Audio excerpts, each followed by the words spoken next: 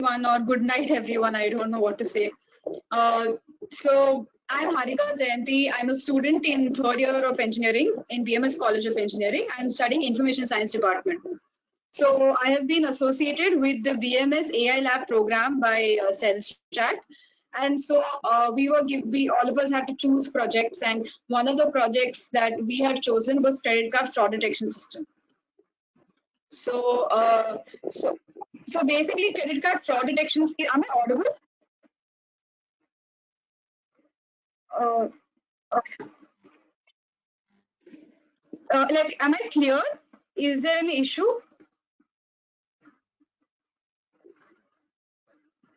Okay. I will continue since. Okay. Okay. Thank you. So, a credit card fraud detection system is basically used to. So basically, whenever there's a transaction, the model identifies whether this transaction is a normal transaction or a fraudulent transaction. There are various methods in which this is done. This is a highly researched topic. We picked up the one which was done using autoencoders in Keras. So the dataset description, we obtained this dataset from Kaggle, and generally most of the models developed in credit card fraud detection work on this dataset obtained from Kaggle itself. So that I will give you the description. It contains basically totally 31 attributes, 28 unknown attributes, and 3 known attributes. So the people who have put up the data set have scaled and modified the 28 attributes, and they have not given them appropriate names. So they named like V1, V2, V3, and so on until V28. So we cannot do anything with those 28 attributes. The only 3 attributes that we have are amount, time, and output class. So amount is the amount involved in the transaction. Time is the time at which the transaction took place. In output class, we're considering 0 for normal transaction and 1 for a fraudulent transaction. So that is the basic data set here. So let's look at the dimensions for each class. So the total data set has around 84,807 rows and 31 columns, as I had mentioned earlier. So there are 492 rows for fraud, and the remaining are for normal transactions. So if so now we want to check if there is a correlation between the amount attribute and the output attribute, and between the time and the output attribute. So first, we can make a graph between amount and the number of transactions. So as we can see, there is a direct relation. So basically, there is some sort of a relation in comparison to this. So when we made a relation between time of transaction versus amount, there was no clear pattern that was noticeable anywhere. So that is how they concluded that amount is an attribute that we should contain, and time is an attribute that we should not contain. So this is time versus amount, and as it's visible, there is no real clear relation as it is mentioned here. Okay, so the preparation of data mainly involves the removal of time attribute for the reason that I had mentioned before, and the scaling of the amount attribute, and scaling is used to maintain it in a particular range. So here we've divided the training and test data as 80% training and 20% testing data. There's no other pre-processing that we have done except dividing it into X test, X train, Y test, and Y train. So over to Ananya for the next part, which explains the entire autoencoder model. Yeah, I've changed the presenter, yes. Hi, guys. Hello, good evening to all of you. This is Ananya. We cannot hear you. We cannot hear you.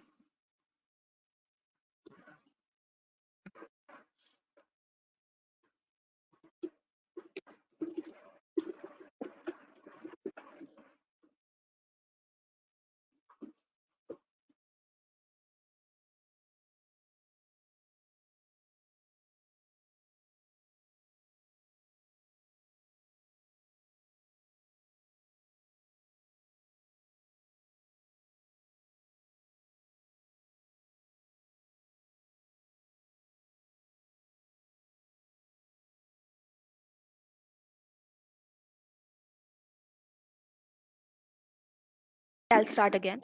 Hello, a very good evening to all of you present here. This is Ananya Patra from BMS College of Engineering, and I'll tell you about autoencoders and how we have built the model. So let's first understand how autoencoders work. We buy a service or an item on the internet. We ensure that the site is secured by checking whether they use HTTPS protocol or not. We enter our credit card details for the purchase, and our credit card details are encoded over the network using some encoding algorithm. Encoded credit card details is then decoded to generate the original credit card number for validation. In our credit card example, the one I just took, we took the credit card details, encoded it using some function, later decoded it using another function to reproduce the output identical to the input. So what autoencoders basically do is they encode the input values x using a function f. It then decodes the encoded values f of x using a function g to create output values identical to the input values. So autoencoder's objective is to minimize reconstruction error between the input and the output. This helps autoencoders to learn important features present in the data. When a representation allows a good reconstruction of its input, then it has retained much of the information present in the input. The job of encoders is to predict the input given the same input.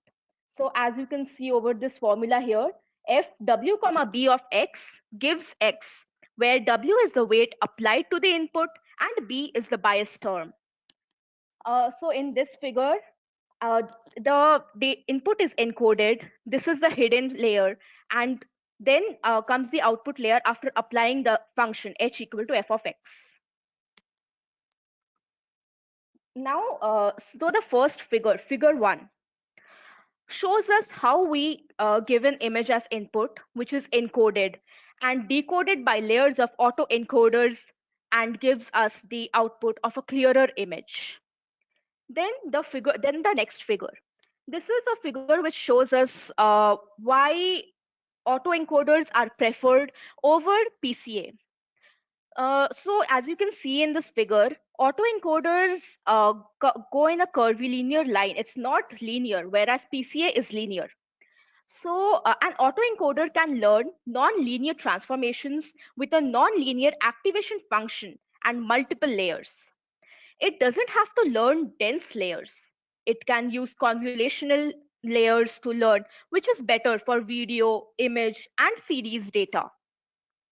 Autoencoder is more efficient to learn several layers with an autoencoder rather than learn one huge transformation with PCA. Also, an autoencoder provides a representation of each layer as the output, and it can also make use of pre-trained layer from another model to apply transfer learning to enhance the encoder or decoder. Then let's talk about the architecture of autoencoders. So as you can see in this figure 4, we have three components of an autoencoder architecture: encoder, code, and the decoder. So in encoder, this part of network compresses the input into a latent space representation. The encoder layer encodes the input image as a compressed representation in a reduced dimension. The compressed image is the distorted version of the original image. Then comes the next layer, code. This part of the network represents the compressed input which is fed to the decoder. Then the last input is the decoder. This layer decodes the encoded image back to the original dimension. The decoded image is a lossy reconstruction of the original image, and it is reconstructed from the latent space representation. So this is about the architecture of encoders. Then this figure 3. So we saw that there are 3 layers. There is this input layer or encoder, code, and the output layer or the decoder. So this hidden layer, which is the code, as we saw in the previous figure, it's also called bottleneck. So the bottleneck is a well-designed approach to decide which aspects of observed data are relevant information and what aspects can be discarded. Bottlenecks does this by balancing two criteria: compactness of representation measured as the compressibility, and it retains some behaviorally relevant variables from the input. Now, this last figure. So what this tells us about is the hyperparameters of autoencoders. There are four hyperparameters that we need to set before training with an autoencoder. The first one is code size. It represents the number of nodes in the middle layer. Smaller size results in more compression. Then the next hyperparameter is number of layers. The autoencoder can consist of as many layers as it wants. So we just have to mention the number of layers. Next is number of nodes per layer. The number of nodes per layer decreases with each subsequent layer of the encoder and increases back in the decoder. As you can see here in figure 4, the number of nodes per layer decreases. It keeps on decreasing, and as decoder, when we start decoding, it's the number of nodes per layer starts increasing. The decoder is symmetric to the encoder in terms of the layer structure. And the last hyperparameter is loss function. So we either use mean squared error or binary cross entropy. If the input values are in the range of 0 to 1, then we typically use cross entropy. Otherwise, we use the mean squared error. So as we will see ahead, in this model, we have used mean squared error as our loss function. Okay. So next we see the application of autoencoders. So there are various applications of it. Image coloring. So autoencoders are used for converting any black and white image into a colored image. Depending on what is in the picture, it is possible to tell what the color should be. Next is feature variation. It extracts only the required features of an image and generates the output by removing any noise or unnecessary interruption. Third is dimensionality reduction.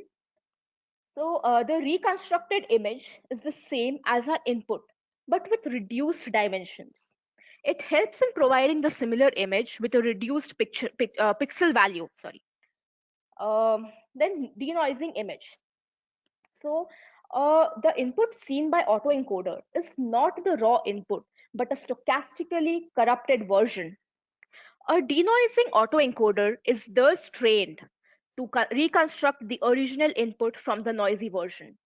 And the last advantage of autoencoder is watermark removal. So autoencoders are used for removing watermarks from images or to remove any object while filming a video or a movie. Now this is all about autoencoder. Now we will see as to how does autoencoder exactly work. So what we do is we take the input, encode it to identify, encode it to identify latent feature representation, decode the latent feature representation to recreate the input. We calculate the loss by comparing the input and output. To reduce the reconstruction error, we backpropagate and update the weights. Weight is updated based on how much they are responsible for the error. Let's break down these set of steps into step by step and see how it works. So the first step is to prepare the dataset, analyze it, and see which attributes are required and remove the ones which are not required. As my peer Harika said, that we have removed time in our case because we understood and we saw that time doesn't really affect the prediction of whether it's fraud or normal. Then the second step is to encode the input into another vector h, where h is lower dimension vector than the input. So h equal to f of wx plus b, where again w is the weight of the input and b is bias term. Then step 3 is decoding the vector h to recreate the input. Output will be of the same dimension as the input. The fourth step would be to calculate reconstruction error L. So reconstruction error is the difference between input and output vector. Our goal is to minimize the reconstruction error so that output is similar to the input vector. So as you can see, reconstruction error equal to input vector minus output vector. We will see a bit more about reconstruction error in the next slide. Uh, Fifth step is to back propagate the error from output layer to the input layer to update the weights. Weights are updated based on how much they were responsible for the error. Learning rate decides by how much we should update the weights. Now, step 6 is to repeat step 1 to 5 for each of the observation in the dataset or to a fixed number of sample. Like in our case, we have used 32 as a sample number. And the last step would be repeat more epochs. So epoch is when all the rows in the dataset has passed through the neural network. And in the model we have created, we have used 100 epochs. So, to summarize what autoencoders are, they are unsupervised deep machine learning algorithms, and they do not use any labeled data. That's why we have also removed the class from the data set. Then autoencoders are directed neural network, and they learn a lower dimension representation of the input feature. Now to see something about reconstruction error. uh, we optimize the parameters of our autoencoder model in such a way that a special kind of error called reconstruction error is minimized. This is the method that measures how well the decoder is performing and how well the output is to the original input. The training then involves using backpropagation in order to minimize the network's reconstruction loss. So as we saw before, reconstruction error equal to input vector minus output vector. Here, x is our input vector, x is the input vector, and x bar is the output vector.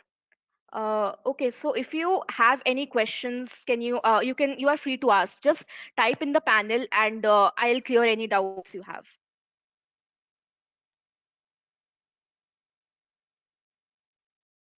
There is a question. Check your.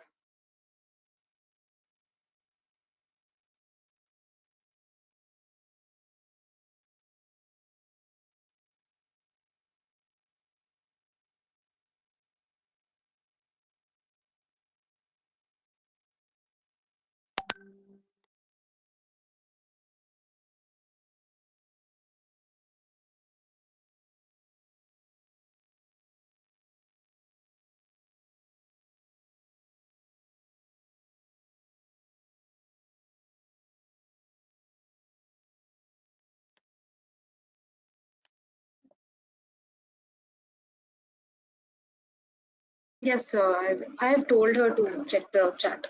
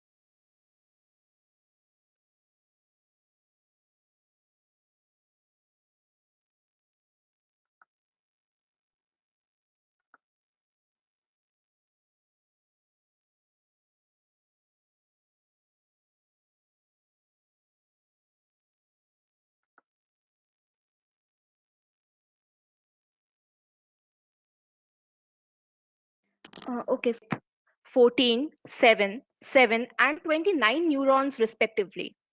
The first two layers are used for our encoder. The last two go for the decoder. Additionally, L1 regularization will be used during training. Activation functions used in activation function used is tanh. So tanh of x as yeah. So as in this, as you can see, tanh of x, the formula is 2 upon 1 plus e to the power minus 2x minus 1. So tanh function is non-linear in nature, so we can stack layers. It is bound to the range -1, 1, and the gradient is much stronger for tanh than sigmoid function, and that is the reason we have used tanh as our as one of our activation function. Uh, tanh also has a vanishing gradient problem. So what is vanishing gradient problem? The problem of vanishing gradient arises due to the nature of back propagation optimization, and we have used back propagation optimization. So gradients tend to get smaller and smaller as we keep on moving backwards. And that implies that neurons in earlier layers learn very slowly compared to neurons in the last layer. So vanishing gradient problem results in a decrease in the prediction accuracy of the model and takes a long time to train a model. In practice, optimization is easier in this method. Hence, in practice, it is always preferred to use tanh function over sigmoid function. And it is also common to use the tanh function in a state-to-state transition model, which is RNN. The next activation function we have used is ReLU activation function. ReLU is rectified linear units, and the function is defined as when x is greater than equal to 0, y equal to x, as you can see in this graph over here, and 0. Whenever x less than 0, then the activation function just decreases to 0. So ReLU is linear for all positive values and 0 for all negative values. Yeah. So there are some benefits of ReLU. It's cheap to compute as there is no complicated maths and hence easier to optimize. It converges it it converges faster. It accelerates the convergence of SGD compared to sigmoid and tanh, and the acceleration is around 6 times, which is very high. It also does not have any vanishing gradient problem like tanh, and it is capable of outputting a true zero value, allowing the activation of hidden layers in neural network to contain one or more true zero values called representational sparsity. There are some problems with ReLU as well. The downside is it being zero for all negative values. It's called dying ReLU. So if once neuron gets negative, it's unlikely for it to recover. Like if you see, if it goes into this part of the graph, it is unlikely for the neuron to recover and come to this part. Uh, and this is what is called the dying ReLU problem. If the learning rate is too high, the weights may change to a value that causes the neuron to not get updated at any data point again. ReLU generally is not used in RNN because they can have very large outputs, so they might be expected to be far more likely to explode than units that have bounded values. ReLU is used only within the hidden layer of network models.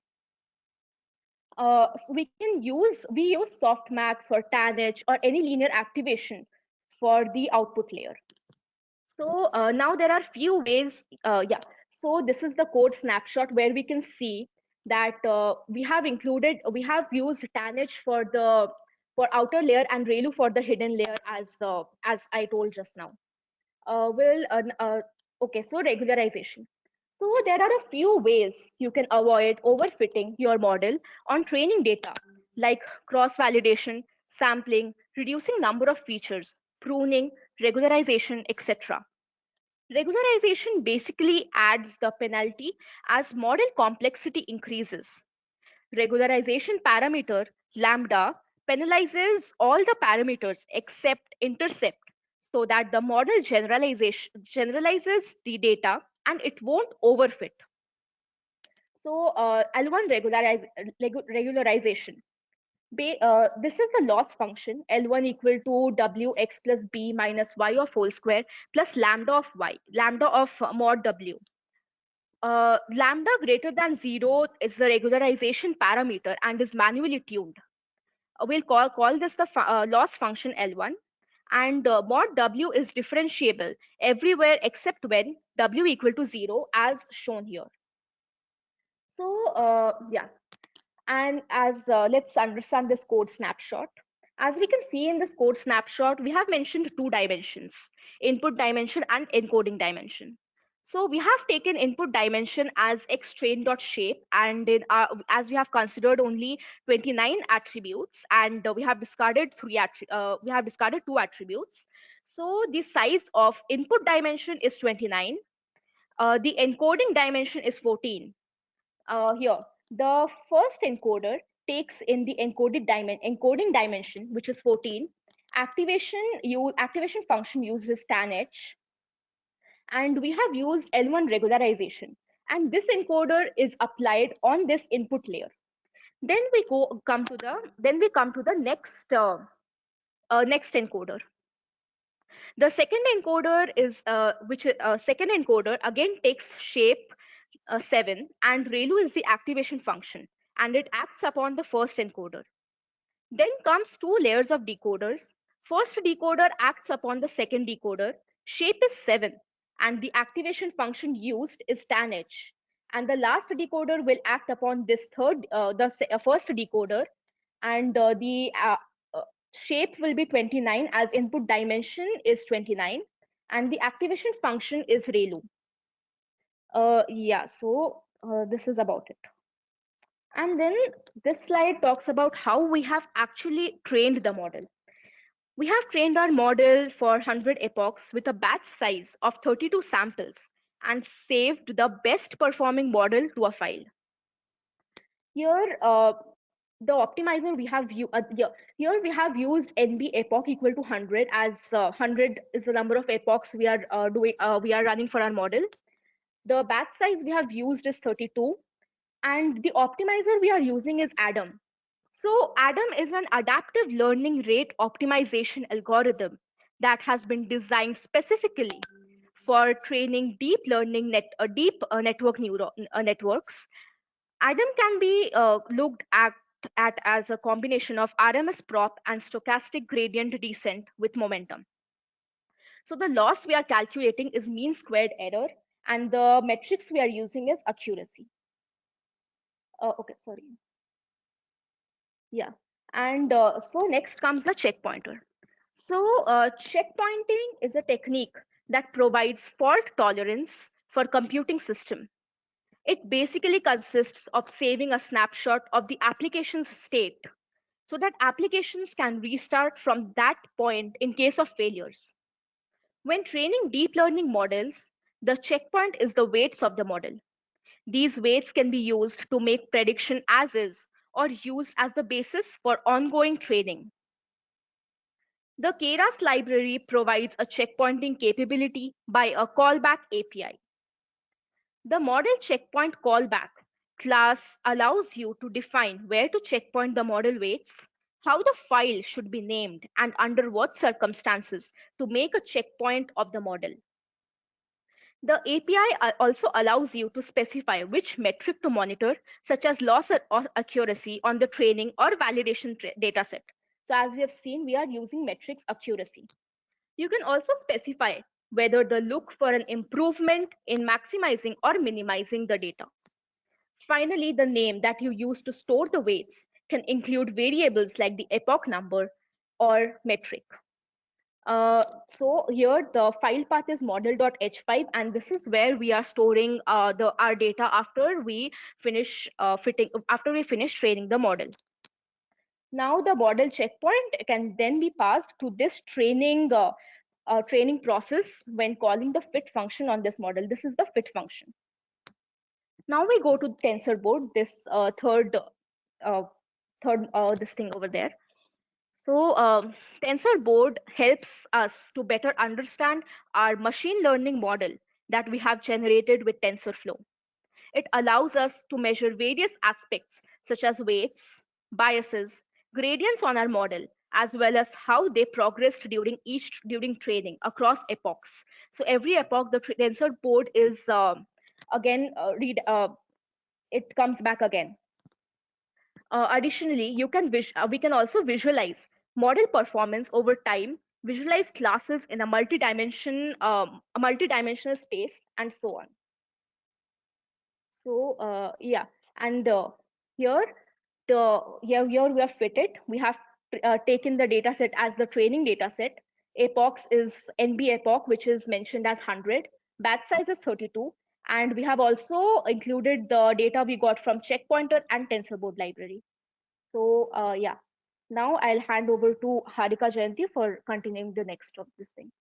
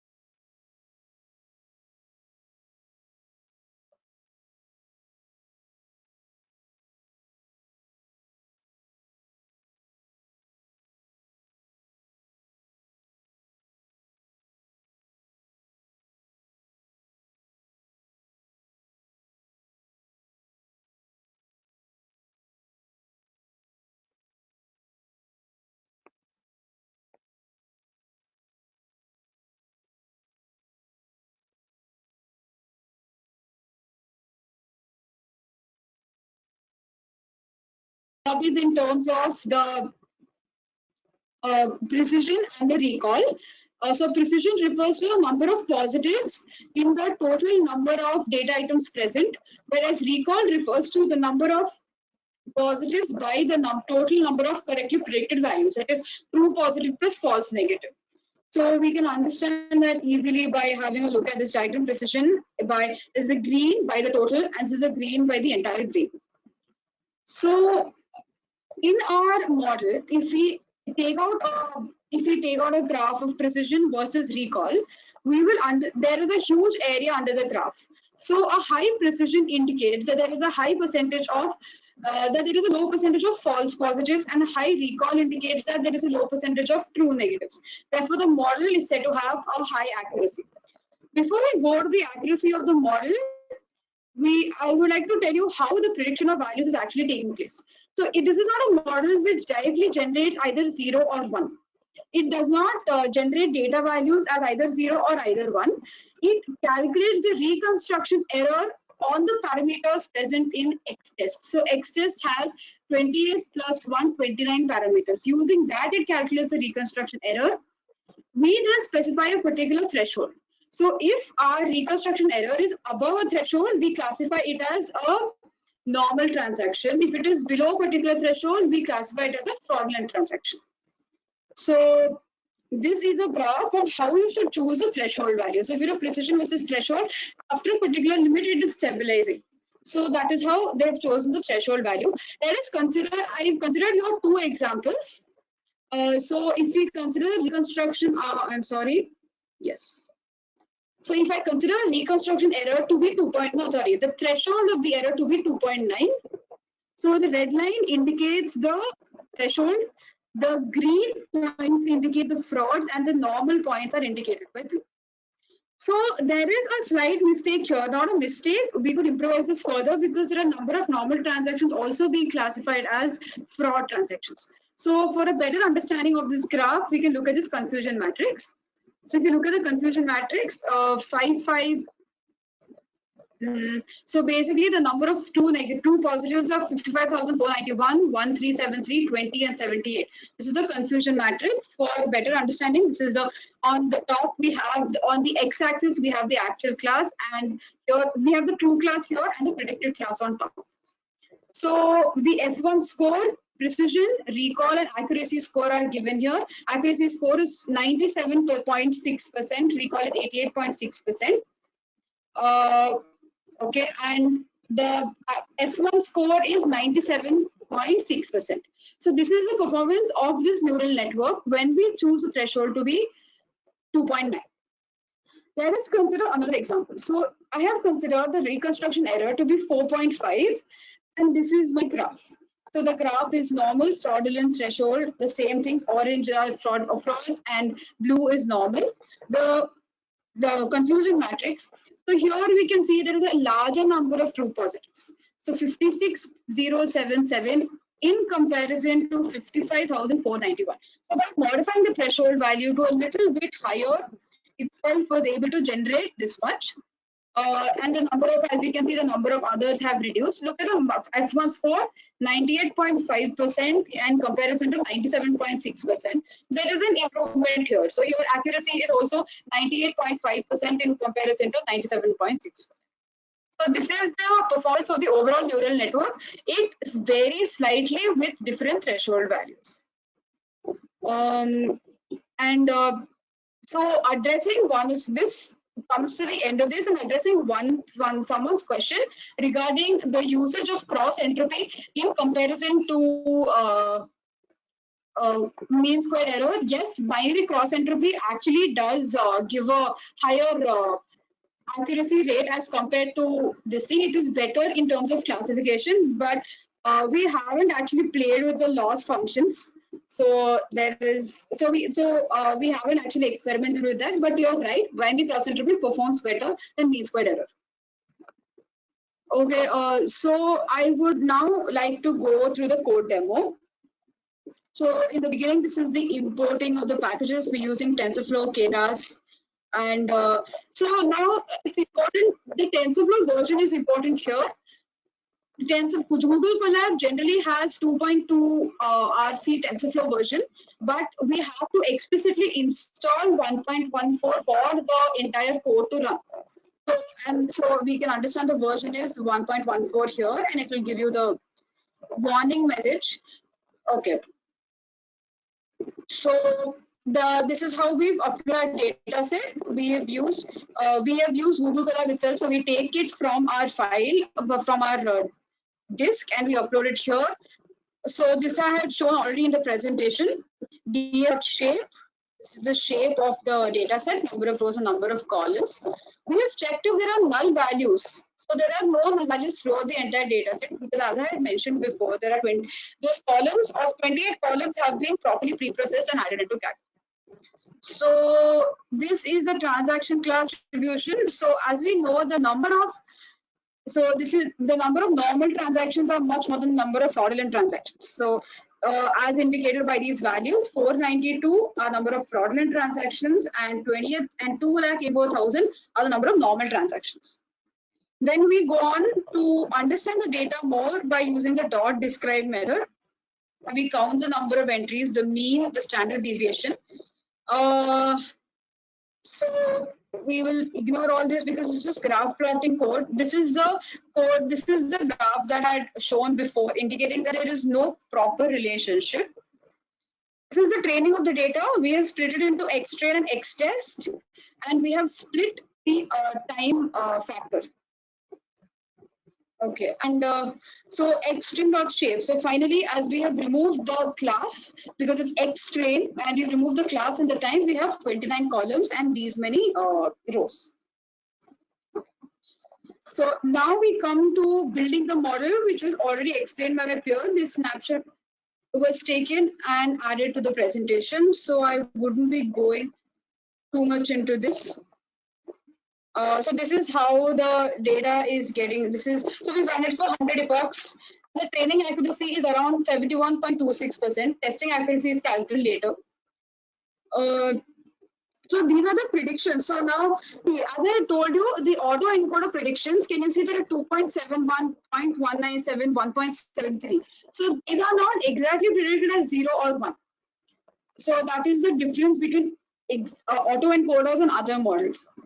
So if we look at the reconstruction error and the true class, we've made a table for the same reason. This is plotting code again.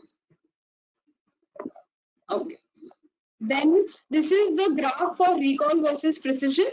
As I shown in the presentation, precision versus recall. A high area indicates high accuracy. precision for different threshold values and recall for different threshold values. So here I have mentioned threshold is equal to 4.5, and we have constructed a graph for the same, that is normal and fraudulent. And we, as you can see here, okay, let's go a little bit down. So how have we plotted the confusion matrix? So we are calculating Y prediction by if E is greater than threshold L0 for E in error DF reconstruction error values. And then we have plotted the graph. Okay. So this is how the prediction of the data values is happening. It is not directly being predicted from the model. So this is the confusion matrix 56,056 that with the threshold is equal to 4.5. And finally, we have used the evaluation metrics, that is recall score, F1 score, precision score, and accuracy score. So this comes to the end of the code demo as well. So we will be addressing any questions.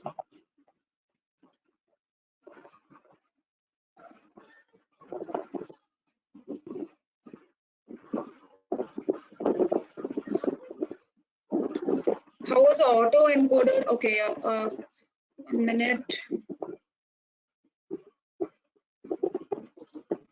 Okay. How is an, okay, yeah, so this is there's a question here. Okay, the question has been answered. So I would be reading out the question and the answer for the benefit of everyone, or is it fine if I just leave it in the chat itself?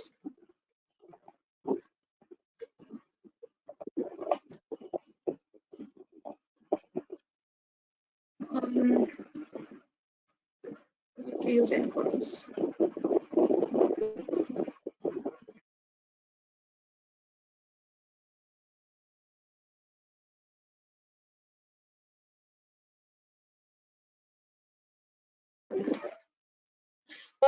Yes, outliers are handled here. Outliers are handled here. So the model automatically learns on its own, and it excludes the outliers when it is learning. So we do not need to do any kind of pre-processing as it is done in normal machine learning models. Okay, I would answer here. Yes. Isn't this similar to dimensionality reduction? Over to Ananya for the answering the question.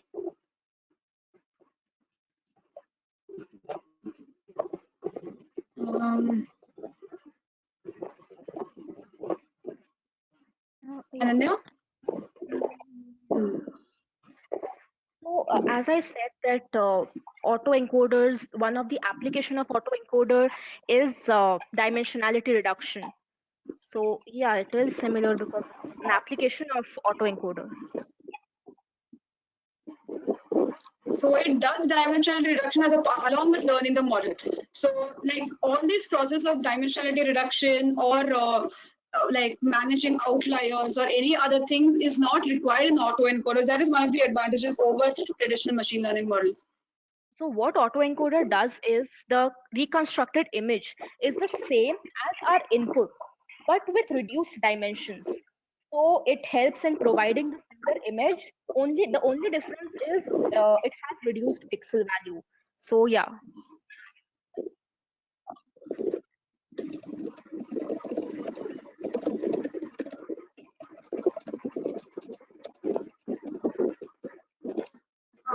Yes.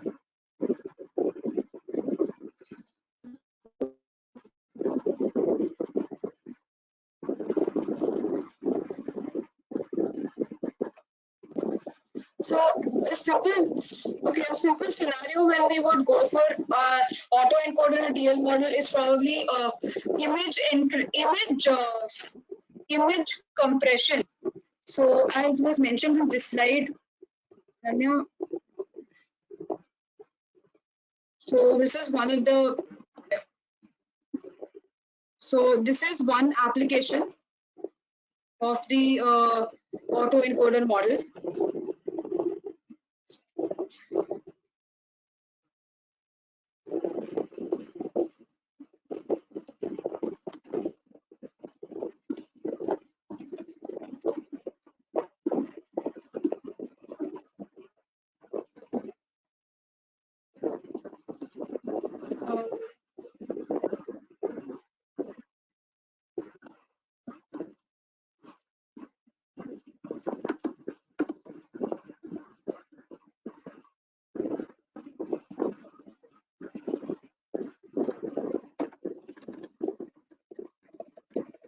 So, yeah, so I think MNISTs also can be used with autoencoders because it takes the input and it shows the similar output as the result. It only it shows us a better image as the number of epochs go on increasing. So I think autoencoders would be better when we use or when we are using the MNIST this thing model.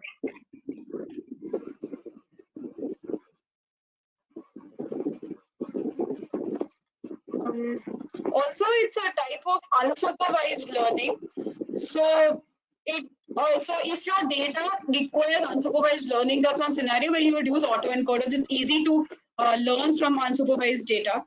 And also, if autoencoders are able to meaningfully compress data. So those are some of the applications. Anukriti, are you able to hear us? Can you type and tell whether you are able to hear us?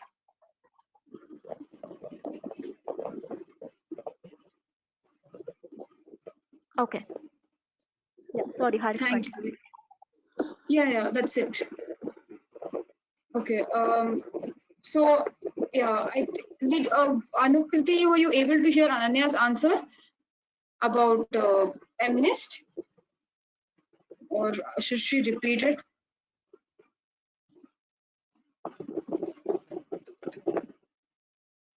Okay, that's it, I guess. There are no more questions here.